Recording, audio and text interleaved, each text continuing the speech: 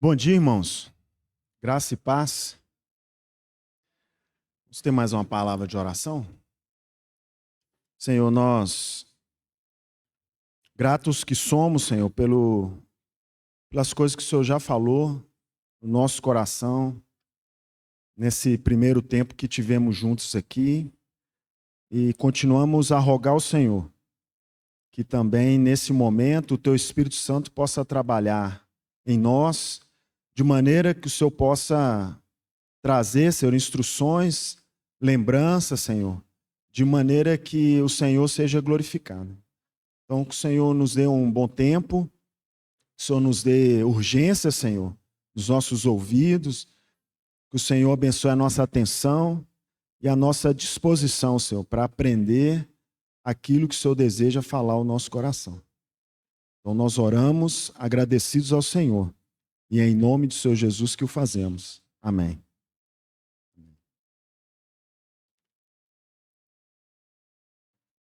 Irmãos, 1 Coríntios, capítulo 3, há duas perguntas lá que eu tenho achado assim fundamental, de maneira que eu acho que a gente deveria escrever essas perguntas num quadro assim, num cartaz e colocar na nossa casa para a gente ficar olhando para aquilo ali e se perguntando o tempo inteiro. São perguntas retóricas. Nós sabemos qual que é a resposta. A questão é qual o impacto isso traz para a nossa vida. E olhando para essas duas perguntas, ouvindo o que outros irmãos têm compartilhado, lendo algumas coisas, o que me veio no coração é dois problemas que o nosso coração tem. O que eu estou chamando de duas deformidades, né? Então, os irmãos vão achar, assim, antes que alguém pergunte, né, que hora que a gente vai entrar em Coríntios, né? Então eu já estou pegando o gancho no início, porque a minha ideia é, entendendo essas duas deformidades, eu queria, a partir desse texto, fazer uma viagem ao passado e compreender como essas coisas evoluíram até o tempo de hoje, o que nós vivemos, não somente no tempo que os coríntios estavam vivendo, mas no tempo de hoje. Então eu vou abrir um longo parênteses, e aí eu peço a atenção dos irmãos e uma disposição para poder me acompanhar e tentar entender o que está no meu coração. Então, eu espero que o Senhor possa ser gracioso com os irmãos, para os irmãos entenderem isso. Então, nessa primeira pergunta, ali em 1 Coríntios, capítulo 1, versículo 13. Acaso está Cristo dividido? Na projeção aí, pode colocar o primeiro slide aí, Gabriel. Quem vai estar passando, o Gabriel ou a Eloá? Então tá. Isso. Acaso está Cristo dividido? É uma pergunta forte que Paulo está fazendo. Paulo está num contexto aqui em que ele está rogando aos coríntios que eles estivessem inteiramente unidos, não haja um racha, numa mesma disposição mental. E aí Paulo pergunta, vocês estão achando que Cristo está dividido? E uma das maneiras que eu enxerguei essa pergunta retórica, que veio no meu coração, foi exatamente essa questão da incircuncisão do coração. E é o que eu estou chamando disso da primeira deformidade. A segunda pergunta, Paulo pergunta, foi Paulo crucificado em favor de vós? Também uma pergunta carregada de significado. Foi Paulo crucificado por nós? E aí a razão que eu entendo que Paulo fez essas perguntas diante de tudo que estava acontecendo entre os coríntios. E aí eu faço menção de uma segunda deformidade do coração, que é a idolatria do coração. Então, corações divididos são corações idólatras. Não tem como separar essas coisas. Essas duas deformidades, elas vêm como um pacote. Elas vêm como um pacote. Um coração deficientemente circuncidado ou um coração incircuncidado é necessariamente um coração que também sofre desse outro problema, que é a idolatria. E eu gostaria de começar a falar para os irmãos sobre essa questão da circuncisão. E aí eu quero fazer um voo lá atrás para a gente acompanhar uma maneira que eu entendo como sendo maravilhosa, como que o Senhor Deus desejou desde o começo ter um povo, um reino de sacerdotes, uma nação santa, e como que isso é verdade ainda hoje. Duas deformidades. Uma eu começo a falar hoje. Vamos ver se eu consigo chegar na seguinte. Em Gênesis capítulo 17, é o primeiro lugar que a gente ouve falar sobre circuncisão. É um texto em que o Senhor está confirmando a aliança com Abraão. Ele já tinha mencionado isso no capítulo 15. E aqui no versículo 10, o Senhor vai falar: esta é a minha aliança que guardareis entre mim e vós. O Senhor está falando isso com Abraão. Entre mim e vós é a tua descendência. Todo macho entre vós será circuncidado. Circuncidareis a carne do vosso prepúcio. Será isso por sinal de aliança entre mim e vós. Então a gente tem aqui uma marca externa que o Senhor então coloca, ou melhor, que o Senhor ele solicita que Abraão faça assim, não somente nele, mas em todos da sua casa. Uma marca exterior.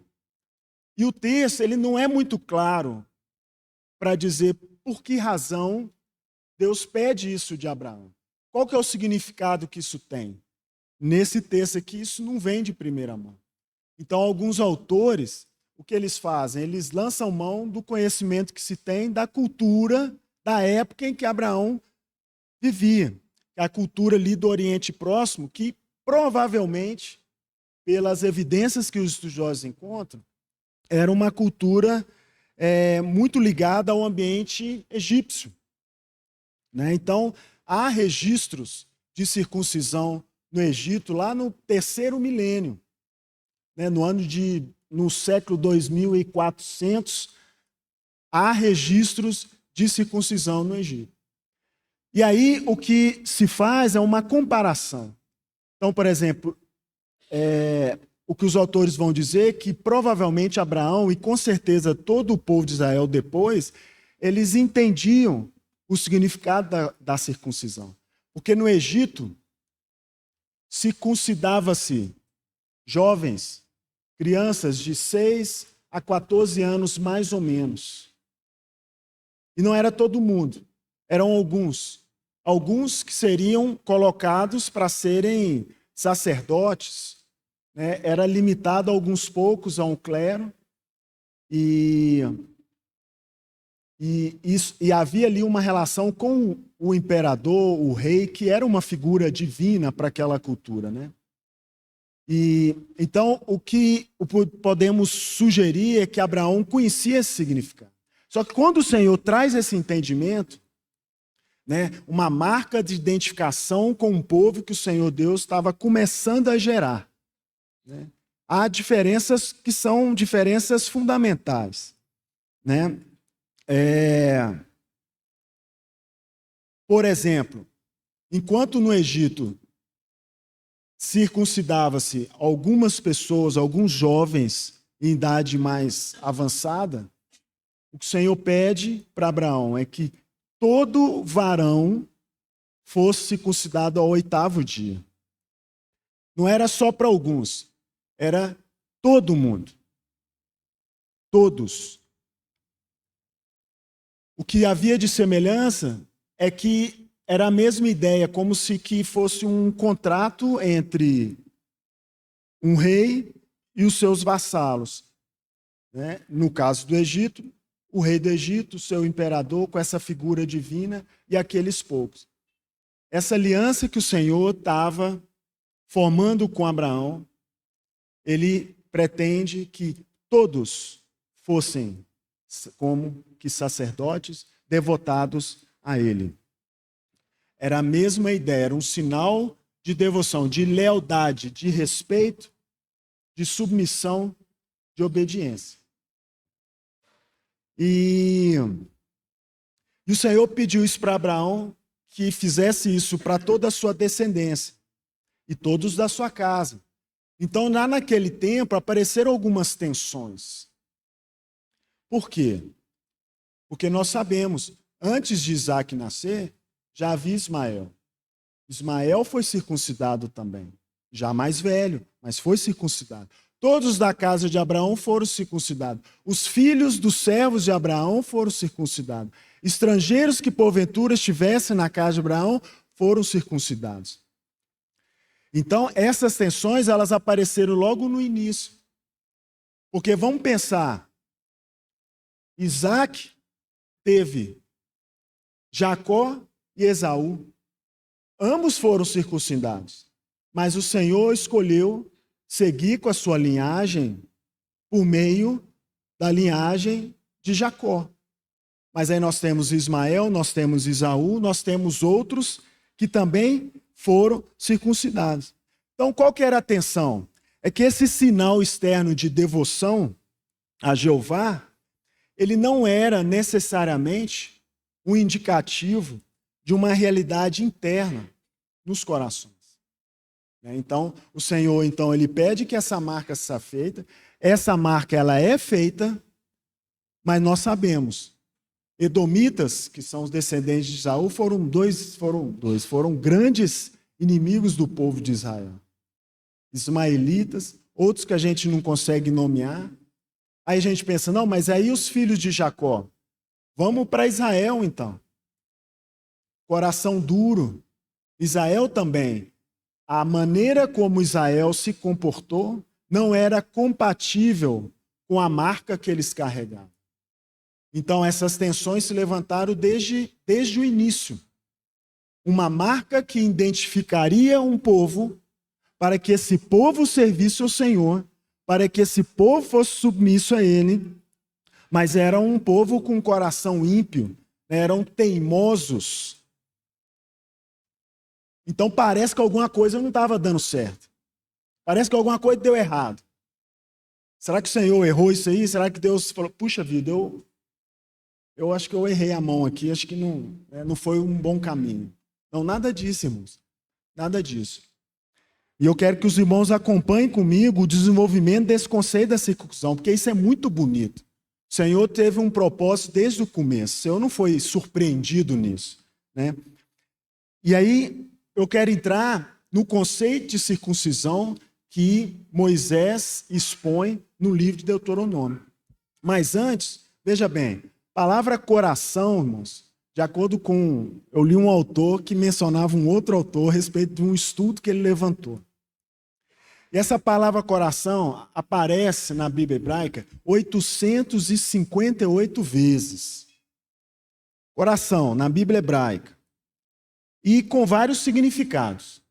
Um deles, local do coração como órgão. Né, o mais literal, como Jeremias 23, 9. Um local de sentimentos, como Provérbios 15, 13. Acho que é aquele texto, um coração alegre aformoseia o rosto. Então, um local de sentimentos. Um coração como um local de desejo, como vontade ou anseio. Como mencionado lá em Salmo 21, 2. Um local onde se encontra a razão. Deuteronômio 29, 4. Decisões de arbítrio. Provérbios 16, 9. O homem que traça os seus caminhos, cujo coração traça os seus caminhos. E também faz referência ao coração de Deus. Então, eu citei 6 significados, claro, às vezes correlacionados, mas 6 significados em que essa palavra coração aparece na Bíblia hebraica, né? Eu diria no Velho Testamento. 400 vezes essa palavra coração se refere à razão e ao intelecto do homem. Isso para mim foi uma surpresa. Foi uma surpresa, porque do ponto de vista moderno, a maneira como a gente conversa, entende as questões do coração, é muito mais comum a gente olhar as questões do coração como sendo muito mais sentimentais. E aí a gente fala, olha, nós precisamos tomar cuidado com as nossas emoções, né, com o nosso coração nos levando para o caminho, enquanto a nossa razão, a nossa racionalidade fica desconectada. Então nós precisamos entender as coisas, compreender para agir, não sermos levados pelas nossas emoções. Não é um entendimento comum no coração? Eu fiquei surpreso. Do coração, dentro dessa classificação feita por esse irmão, ele não é simplesmente o lugar onde se sente, mas ele é também, e com muito mais frequência, o lugar onde se entende e o lugar onde se quer. Isso pede muito mais completude. É uma ideia de um coração que, na verdade, o seu significado engloba todo o nosso ser. E não somente as nossas emoções, mas há entendimento e há um desejo explícito de ação baseado naquilo que se entende. E, claro, há espaço para também as nossas emoções. Eu fiquei muito surpreso, mas também muito interessante como que isso casa com um propósito de Deus de ter uma nação de sacerdotes, né? Um reino de sacerdotes e uma nação santa. Então, de maneira que, se o coração de alguém fosse devotado a Jeová, essa pessoa, por inteiro, seu intelecto, os seus sonhos, as suas emoções, tudo isso seria dedicado ao Senhor. Percebe, irmãos, que um coração dedicado ao Senhor, alguém que tem um coração dedicado ao Senhor, alguém que é devotado ao Senhor, isso não é feito com partes. Eu não dedico uma parte da minha vida ao Senhor, uma parte do meu ser ao Senhor, mas o outro não. A outra parte não.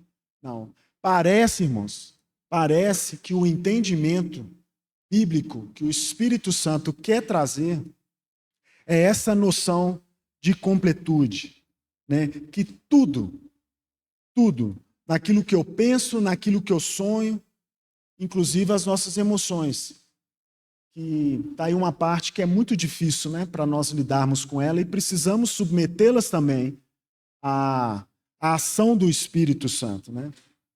Então, quando a gente vai falar então de Deuteronômio, o que não estamos muito distante, ainda não saímos ainda do Pentateuco, né? O Deuteronômio, a mensagem que Moisés traz, exorta e ordena aos leitores que sejam leais a Jeová em seus corações. O livro de Deuteronômio, irmãos, ele é semelhante a textos que tinham também lá naquela época, do ponto de vista literário, né, como que um texto pactual, onde cláusulas são colocadas.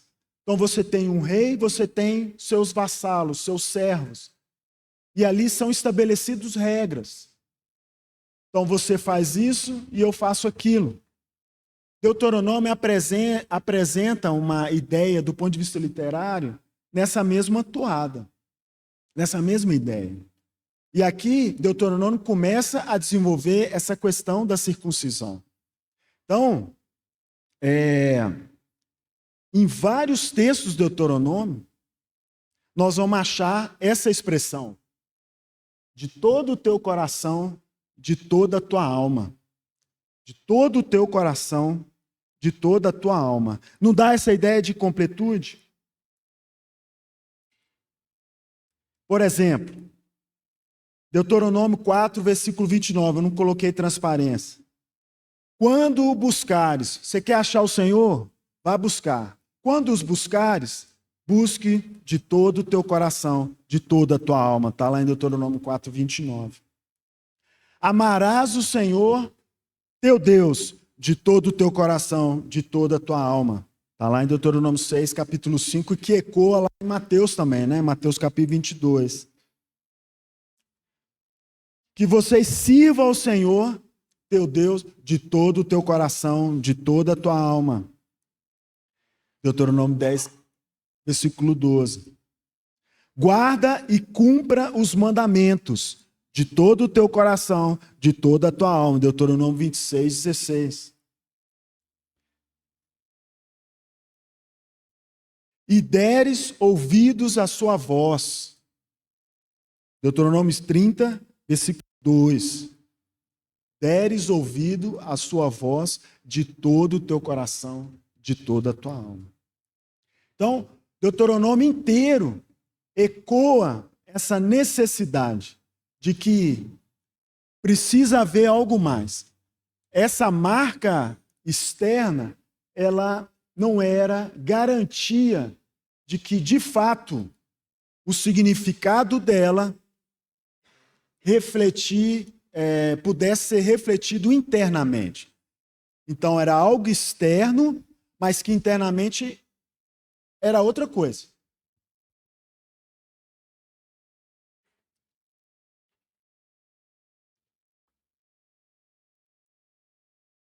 Deuteronômio, quando Moisés faz aqueles discursos, ele já tinha passado com o povo pelo Mar Vermelho, já tinha passado pelo Monte Horebe, e aí ele caminha vários dias.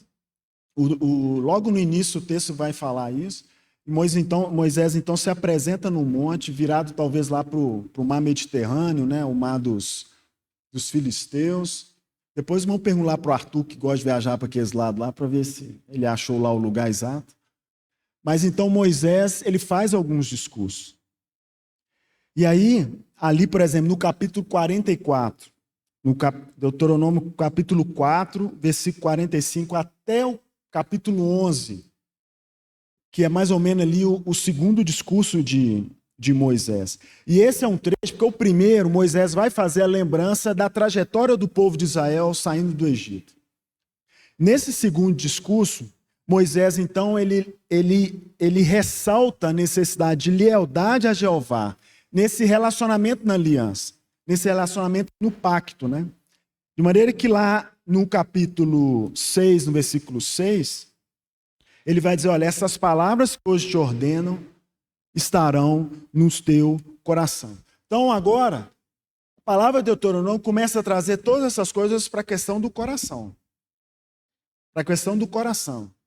A identidade do povo não mais poderia ser e não era suficiente de uma maneira externa. Questões externas para tentar demonstrar alguma questão interna, Deuteronômio então começa a abordar isso. E há 2 versículos de Deuteronômio que mencionam a questão de circuncisão. E esses 2 versículos vai falar de circuncisão agora, circuncisão do coração. Que aí é um conceito maravilhoso e Deuteronômio começa a trazer isso. O Senhor Deus, ele não falou isso lá com Abraão, mas Moisés já começa a trazer esse conceito. E ele já tinha vivido o suficiente com o povo para saber que isso era urgente e necessário. O Espírito Santo começa a conduzir Moisés a tratar essas palavras. Então, quando a gente vai ali para Deuteronômio capítulo 10, versículo 16, pode passar. E nós estamos nesse tempo ali, né, no 2º milênio ainda antes de Cristo. Esse tempo é importante para os irmãos imaginando, porque nós vamos caminhar a um descortinar da obra de redenção e vai ficando claro cada vez mais da nossa incapacidade de fazermos algo para dar para o Senhor, para justificar-nos. E vai ficando claro, à medida que o tempo vai passando, como que o Senhor Deus vai avançando na sua obra de redenção, de maneira que ele precisa fazer a parte dele e a nossa também, na aliança. O que é para nós maravilhoso. Então, nesse versículo, ou neste capítulo, né? Aí no capítulo 10, a gente vê essa expressão: circuncidai-vos, pois, o vosso coração, e não mais endureçais a vossa cerviz. O Moisés está falando para aqueles que eram circuncidados na carne. Mas aí agora Moisés está falando, olha, circuncidai o vosso coração. É a primeira vez que aparece essa expressão. E não endureçais a vossa cerviz. O que é a cerviz, irmãos? Mais ou menos aqui, nuca, né? Cerviz é onde fala mais coisa de animal, né? Cerviz lá do boi, do cavalo. Mas é a mesma ideia. É a mesma ideia. É isso aqui, ó. Experimente tentar mover a cabeça de alguém se ela endurece aqui. Não tem jeito. Já viu o filho? Vocês que têm filho aí, mesmo que já cresceu, eu vou dar. Quando você fala, olha para mim, estou falando com você. E aí você... Serviço dura. Não quer ouvir. Não quer ouvir. E é sobre isso que Moisés está falando com o povo. E ele está dizendo, olha, vocês precisam circuncidar o coração de vocês. Porque vocês estão endurecendo a vossa cerviz. Então, nós estamos tratando aqui de um ambiente em que havia desobediência, coração duro. Nós estamos tratando aqui de pessoas que tinham fisicamente nelas uma marca que as identificaria como povo de Deus, mas que a realidade mostrava que era um povo de coração duro. Então, Então Moisés traz esse conceito agora que é urgente para o povo. A circuncisão, irmãos, ela identifica e dedica uma pessoa ao serviço leal a Deus. Né? Indica alguém como um sacerdote. É como pode um sacerdote que não ouve, um sacerdote que não olha para o Senhor, um sacerdote que não tem essa disposição. Essa metáfora que agora o texto o Espírito começa a falar, essa metáfora da circuncisão do coração, revela um plano de Deus para criar, né, um povo da aliança que seria leal a Ele, que o amaria a partir de um coração devotado a Ele, né, provocado por uma circuncisão. Como é que vamos fazer para circuncidar um coração, irmãos? Circuncisão externa a gente sabe fazer, mas no coração, como? Mas o Espírito está dizendo, circuncidai o coração de vocês. E aí nós vamos lá para Deuteronômio capítulo 30, que tem também um contexto diferente. E há aqui uma questão temporal que Moisés está tratando. Há pontos aqui que ele trata de maneira escatológica.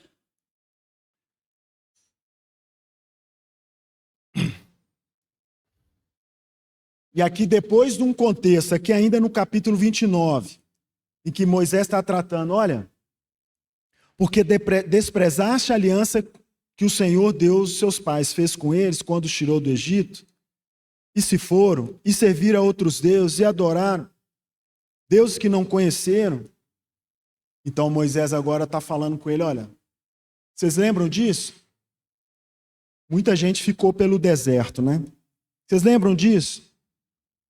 Então agora, o Espírito está dizendo para o povo, eu vou apresentar para vocês agora a bênção e maldição.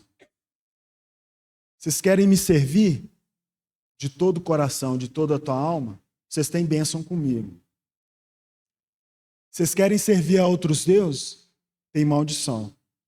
No versículo 15 lá do mesmo capítulo 30, vai dizer, olha, vê que proponho hoje a vida e o bem, a morte e o mal. Vamos escolher. Mas aqui no versículo 6, o texto vai dizer assim, olha, o Senhor teu Deus circuncidará o teu coração e o coração de tua descendência, de tua semente. É a mesma palavra. Para amares o Senhor teu Deus de todo o teu coração e de toda a tua alma, para que vivas.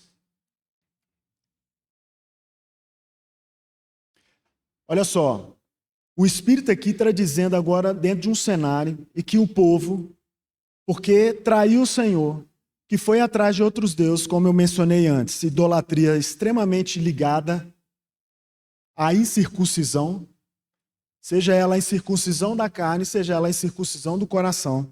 E o Senhor está falando, ó, quando vocês voltarem para mim, eu vou trazer vocês de volta de todas essas terras que eu espalhei vocês. E aí eu vou circuncidar o coração de vocês, para que vocês vivam. Né? Então, assim, de maneira semelhante, que agora nesse discurso, já num tempo posterior, como foi no segundo discurso de Moisés, a circuncisão, ela aparece como uma chave para resolver a questão da infidelidade do povo. E agora nós estamos falando de circuncisão do coração. Esse tema, irmãos, é um tema que une o livro todo de Deuteronômio. Né? E aí, aqui vai mencionar a questão de um retorno geográfico e parece também mencionar um retorno espiritual. Se a gente lembra de Isaías, que a gente vai falar, do retorno geográfico, no retorno do povo de Israel no tempo de Ciro, mas também vai falar do servo sofredor. De maneira que isso, no meu entendimento, aponta para a primeira vida do nosso Senhor. Mas ainda sem ir para lá, eu quero chamar a atenção dos irmãos que, se os irmãos perceberam, houve uma mudança sutil aqui. Porque em Deuteronômio 10, versículo 16, vai dizer, olha, vocês circundem o seu coração, para que vocês sejam obedientes. 36 já aponta para uma obra que Deus vai fazer. E inclui uma circuncisão de coração implementada por Ele, não mais pelo povo. Então o texto vai dizer que eu vou fazer essa obra no coração de vocês. Irmãos, não basta sair do Egito, não basta sair da Babilônia. Tem que tirar o Egito, a Babilônia do coração. Não basta essa realidade externa, se internamente nós ainda temos um compromisso com o Egito, um compromisso com a Babilônia. Então é disso que o texto está falando.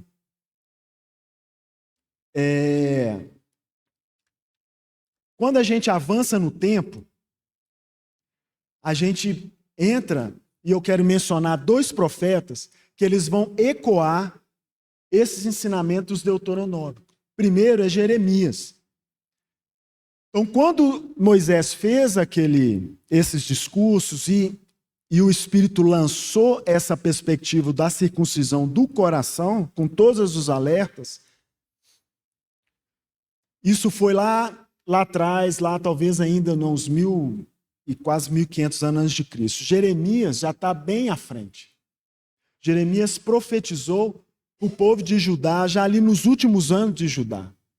Inclusive, alguns meses, se não me engano, ele testemunhou destruição e exílio do povo. E ele vai trazer esse mesmo conceito. Nós estamos falando de um longo espaço no tempo e que agora Jeremias vai trazer esse mesmo conceito, só que a coisa se tornou muito mais urgente, porque exemplos não faltam. Até esse tempo aqui, já não faltavam exemplos da infidelidade do povo para com o Senhor. Então, se a gente for lá para Jeremias capítulo 4,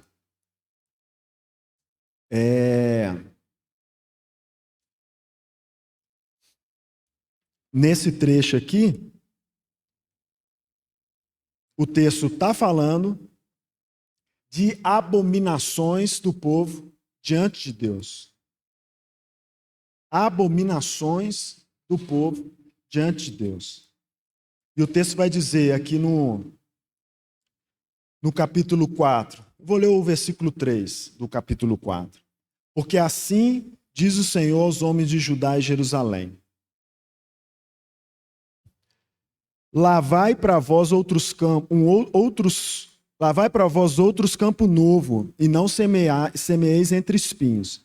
E aí ele vai dizer: circuncidai-vos para o Senhor, circuncidai o vosso coração, ó homens de Judá e moradores de Jerusalém, para que o meu furor não saia como fogo e arde, e não haja quem o apague, por causa da malícia das vossas obras. É a mesma ideia de Deuteronômio, é a mesma ideia. E é interessante que esse versículo 3 aqui é o que me lembra muito o que nós ouvimos nos últimos domingos. Porque o texto vai, antes de falar da circuncisão, o Espírito vai dizer, olha, lá vai para vós um campo novo. Acho que a tradução que eu pus aqui, pode passar. A tradução que eu coloquei aqui, ele vai falar de um outro campo, né?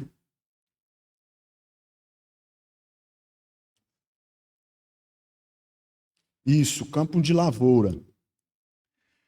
Isso, irmãos, se a gente voltar lá em Oséias, Oséias profetizou num tempo em que o reino do norte estava para ser destruído.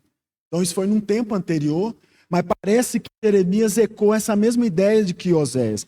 E lá ele vai falar isso, olha, semeai para vós em justiça. Justiça está ligada à questão da obediência. Ceifai segundo a misericórdia. Lavrai o campo de lavoura, porque é tempo de buscar ao Senhor até que venha e chova a justiça entre vós. Lavraste impiedade, cegaste iniquidade. E comeste o fruto da mentira. Irmãos, já viram, para plantar, irmãos, não tem como você chegar ali num campo, está ali cheio de mato, Davi deve saber mais dessas coisas que eu. Está ali cheio de mato, espinho, um monte de coisa. Fala, vou plantar. Chega ali, joga uma semente lá e planta. É assim? Claro que não é. Não tem jeito. Para você plantar numa determinada área, num determinado campo, o que a gente precisa fazer é limpar aquele campo. Precisa tirar o mato, precisa tirar os espinhos, você precisa preparar a terra e assim semear. Então, Oséias lembra essa questão e que Jeremias vai falar exatamente com essa mesma ideia. Você quer plantar justiça, você vai colher misericórdia. Você quer plantar iniquidade, você vai colher iniquidade. E vai comer o pão da mentira. Então, aí, na sequência, e que o Espírito está falando, olha, vamos lavrar um campo novo?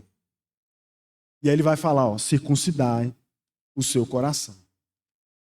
Vamos então, irmãos, lá para o capítulo 9 de Jeremias.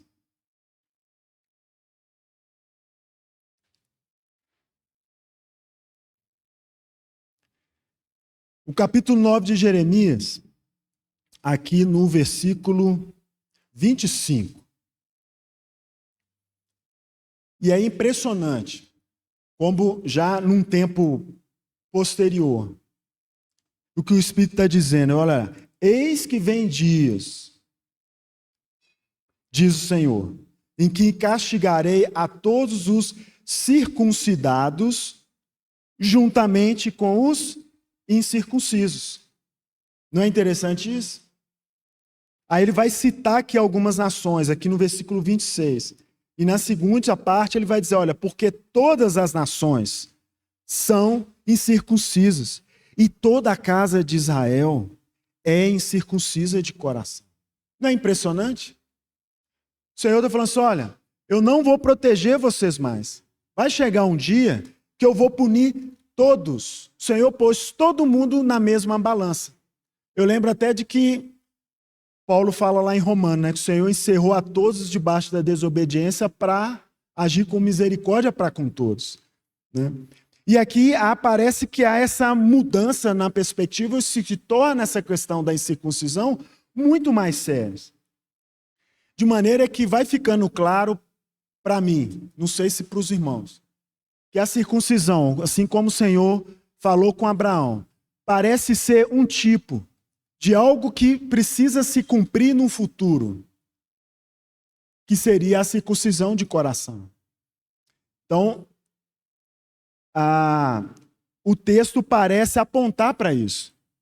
Quando a gente vai lá para Jeremias 31, ainda também tem uma parte interessante que fala nessa mesma perspectiva. Aqui no capítulo 31, o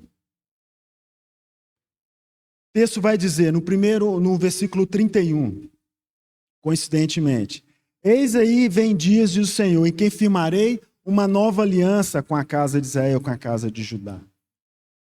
E lá no versículo 33, porque essa é a aliança que firmarei com a casa de Israel, depois daqueles dias, diz o Senhor. Na mente lhes imprimirei as minhas leis, também no coração lhes escrevereis. Não é interessante? O Senhor começa a avançar.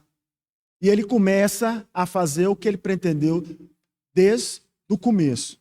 Uma obra que, na verdade, hoje nós sabemos, só ele é possível executar. Então, o Senhor começa a trazer toda essa questão da desobediência e deslealdade do povo para uma questão de um coração incircunciso.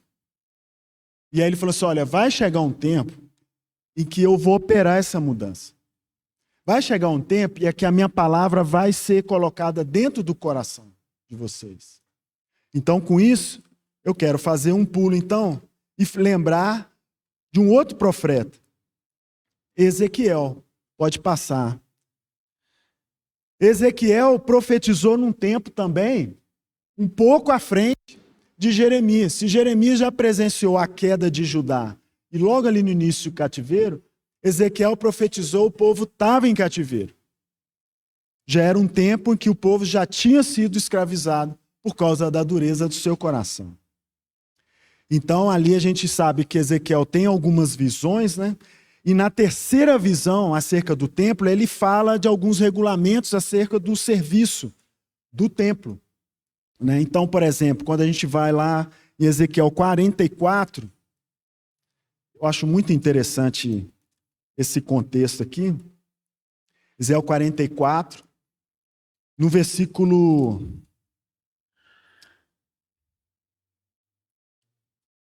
9. No versículo 9, ele vai dizer assim: assim diz o Senhor Deus, nenhum estrangeiro que se encontra no meio dos filhos de Israel, incircunciso de coração ou incircunciso de carne, entrará no meu santuário. Nenhum. Ezequiel, assim como o Espírito fez com Jeremias, ele traz essa perspectiva de Deuteronômio também. Só que Ezequiel agora, ele vai avançar nesse conceito. Ele vai avançar nesse conceito. E aí Ezequiel vai falar agora em termos de um novo coração. E aqui, nesse versículo que a gente fala, já naqueles finalmente ali que Jeremias também lembrou, que entraram na mesma balança, incircuncisos de coração, incircuncisos de carne, o contexto aqui é terrível, porque os sacerdotes, ao invés de seguirem as recomendações da lei, eles estavam incluindo incircuncisos para ajudar no serviço do templo. Dentro dessa visão que Ezequiel estava tendo. E aí Ezequiel trazendo essas coisas. Não, para estarmos na presença de Deus, é preciso que haja circuncisão. Não pode ser incircunciso. Isso me faz lembrar lá de Êxodo, no capítulo 19, no que o Senhor está instituindo a Páscoa. Então é falado claramente lá, falou, olha, se no dia da Páscoa tiver um estrangeiro lá na sua casa e ele quiser participar, pode participar, mas o que ele tem que fazer? Ele tem que circuncidar. Então primeiro circuncida e depois participa. Isso para mim é um eco que Ezequiel está dizendo aqui. Novamente, a incircuncisão, ela é relacionada à infidelidade. Ezequiel, ele traz isso aqui com muita força. Quando a gente vai um pouco mais para frente aqui no capítulo de Ezequiel, por exemplo, aqui no capítulo 11, Ezequiel vai dizer assim: dar-vos-ei coração novo, e porei dentro de vós um espírito novo. Tirarei de vós o coração de pedra e vos darei um coração de carne. Percebam que há uma mudança clara desde a circuncisão da carne, que foi instituída lá com Abraão. Deuteronômio, então, ele ensina qual que é a verdadeira circuncisão, a circuncisão que de fato nos leva a ser sacerdotes, ter o nosso coração devotado à circuncisão do coração. E Ezequiel começa então a falar assim, olha, essa ação do Espírito Santo vai agir em nós, vai exigir então uma operação, vai exigir um transplante de coração, que é isso que Ezequiel está falando aqui. E não só isso, ele vai trocar também o seu espírito. O espírito vai agir De maneira que haverá agora a circuncisão de coração, ela parece que foi ampliada de maneira que nós precisamos trocar de coração. Lembra que Pablo nos lembrou? Não adianta fazer remendo de tecido velho com remendo novo, né? Não adianta colocar vinho novo em odres velhos, ele não suporta, vai dilatar, vai quebrar. Então, o que Ezequiel está falando aqui agora é uma disposição do Senhor de tirar um coração de pedra, um coração obscurecido pelo pecado, um coração que se volta contra o Senhor, que não ouve a vontade do Senhor, como Paulo fala lá aos Romanos, logo no primeiro capítulo, é um coração que se torna obscurecido. É um coração de pedra. E ele vai extrair esse coração de pedra e colocar um coração de carne. E carne aqui, irmãos, não está falando aqui de carne no sentido de pecado, obviamente. Coração de carne aqui é um coração que trabalha conforme ele foi projetado para fazer. O nosso coração de carne aqui, enquanto ele funciona como uma bomba. Ele precisa ser flexível para fazer circular o sangue no nosso organismo. Um coração de pedra não consegue fazer isso. Mas é assim. Um coração incircunciso para com o Senhor é como que um coração de pedra. Ele perde o sentido. Ele não faz o que ele deveria fazer. Né? Então, se Jeremias menciona, né, essa questão na mesma toada deuteronômica da incircuncisão do coração, circuncisão da carne, Ezequiel traz então essa perspectiva do coração de pedra. E aí nós precisamos fazer esse transplante aí. E todos aqueles que passam por esse transplante de coração, todos aqueles que têm no seu coração essa renovação, que é como nós somos lembrados. Não tem jeito de remendar, irmãos. A obra que Deus foi revelando ao longo do tempo, e é claro, irmão, nós vamos cair em Cristo Jesus para consumar tudo isso.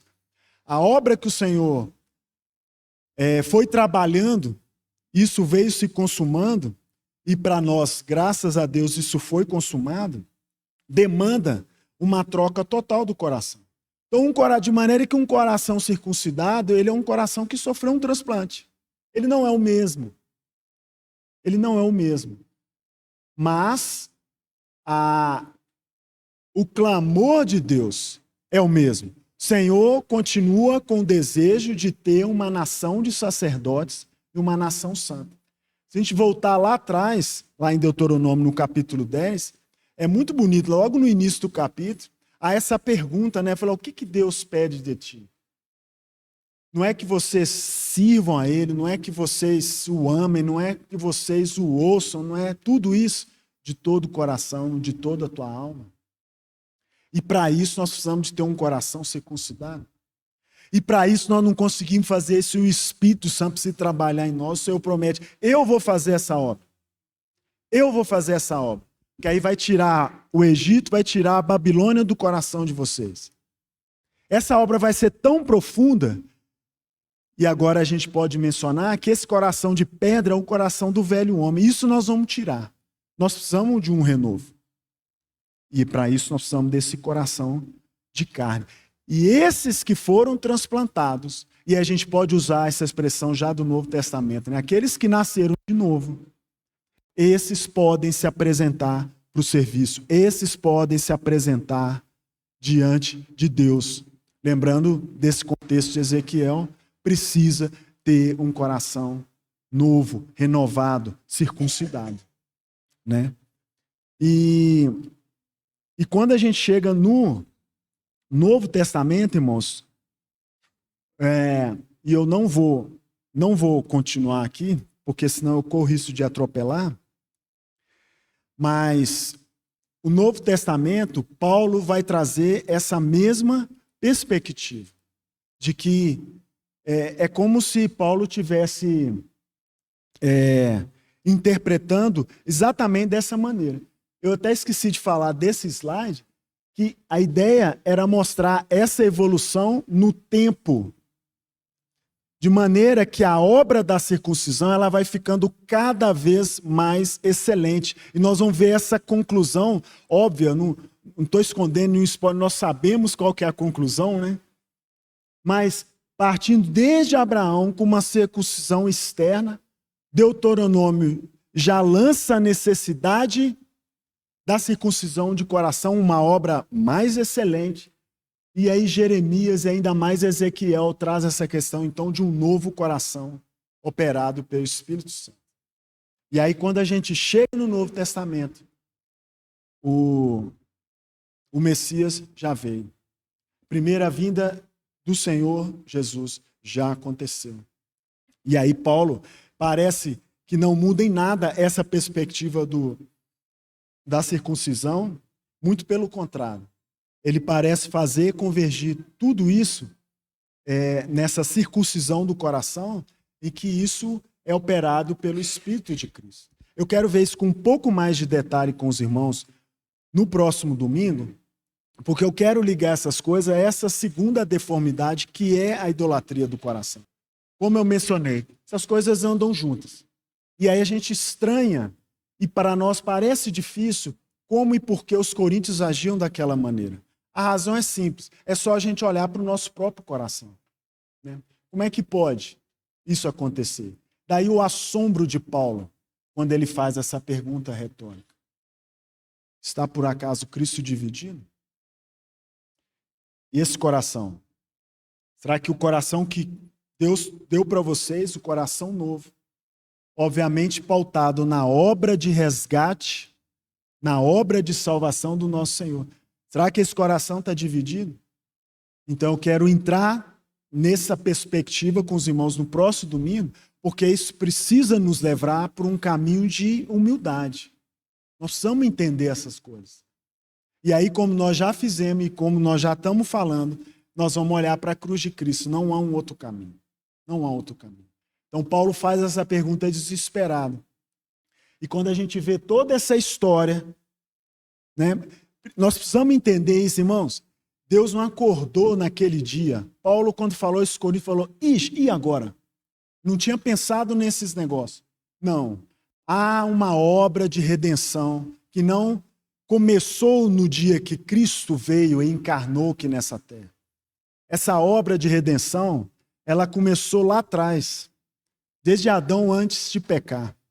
O Senhor já vem trabalhando, já teve esse propósito de constituir um reino de sacerdotes e uma nação santa. E ao longo dessa história, que vai se abrindo diante de nós que estamos num tempo, né, centenas e centenas de anos depois, nós vamos olhando e vendo como que essa perspectiva de salvação, com pessoas de coração duro como o nosso, velhos homens, como que o Senhor ele vai... Eu usar a palavra aprimorando, mas aprimoramento é mais na nossa perspectiva, não de Deus, né? Que Deus tem o seu tempo, mas é um aprimoramento na nossa perspectiva. Como que isso vai se tornando cada vez mais excelente. De maneira que quando nós chegamos em Cristo, é a obra mais excelente de todas e que é o próprio Senhor ali que realizou essa obra. Essa obra de transplante de coração. E aí se realiza então essa, vamos dizer assim, essa realização da obra que começou lá atrás, uma obra de circuncisão de um coração consertado e curado de suas deformidades. E aí eu quero mencionar para os irmãos um pouco mais sobre isso no próximo domingo. Por hoje, irmãos, pensem sobre isso. Pensem sobre esse trajeto. Pensem sobre esse trajeto. Não tem nada novo. Não tem nada novo. O Senhor, o tempo inteiro, né, eu lembrei de que os irmãos lembraram, comentar, não sei se foi domingo passado, mas é como se a gente conhece a palavra, a gente está olhando aquilo que é correto, a instrução do Senhor, e a gente meio que fica dando murro em ponta de faca. Corações deformados, corações doentes. E o Senhor, Ele propõe para nós esse caminho novo. de termos o nosso coração circuncidado, restaurado, transplantado. Pensem sobre isso. E nós voltamos a falar isso na semana que vem. E aí nós vamos dar ênfase nisso no Novo Testamento. E a gente avança um pouco, mais do mesmo, mas como que é maravilhosa a obra que o Senhor realiza, o desejo dele que não muda, e o nosso velho homem, que também nós cometemos os mesmos erros que vem sendo cometido ao longo de todo o tempo. A raça adâmica, né? Raça adâmica. O velho homem, ele é a figura clássica e real, né, da descendência de Adão. E o Senhor, então, desde o início também, ele se mostra o quanto excelente que ele é. E graças ao Senhor, que o caminho que nós temos para sermos justificados, ele mesmo propôs. E nós bebemos disso. Glória ao Senhor Jesus por isso. Amém? Vamos ter mais uma palavra de oração? Senhor, nós só podemos dizer muito obrigado, Senhor, por essa obra que o Senhor vem realizando, Senhor, muito antes nós percebemos nós mesmos como pessoas, muito antes nós aparecemos aqui nessa terra. E o Senhor, de tanto tempo atrás, o Senhor vem desejando, Senhor, se relacionar conosco. O Senhor vem propondo caminhos de restauração, caminhos em que pudesse encontrar pessoas desejosas de tabernacular com o Senhor. Pessoas desejosas de submeterem a Ti, de andar por caminhos muito mais excelentes. E nós louvamos o Teu nome, Senhor, porque o Senhor nos inclui nessa caminhada, Senhor. Nós louvamos o Teu nome, porque se dependesse de nós, estávamos perdidos, Senhor. Eternamente perdidos, com um coração obscurecido, um coração duro, um coração de pedra. E o Senhor, em todo o tempo, o Senhor dizendo: eu vou circuncidar o seu coração. Eu vou transplantar o seu coração. E o Senhor veio. O Senhor mesmo veio nessa terra realizar essa obra. Senhor, isso é maravilhoso. E por isso nós louvamos o Teu nome. E por isso nós rogamos a Ti. Coloca, Senhor, essas urgências no nosso coração. Coloca, Senhor, essas urgências no coração. Para que nós não tenhamos, Senhor, de pensar duas vezes quando para nós for feita essa pergunta. Senhor. Por acaso o Senhor está dividido? Por acaso foi outro e não o Senhor que morreu naquela cruz por nós? Ó Senhor, que realidade bendita a sua, Senhor, e que realidade a triste é que muitas vezes nós nos colocamos. Livra-nos, Senhor, disso. Senhor, encha-nos do Teu Espírito Santo, Senhor. Em nome do Senhor Jesus. Amém, Senhor.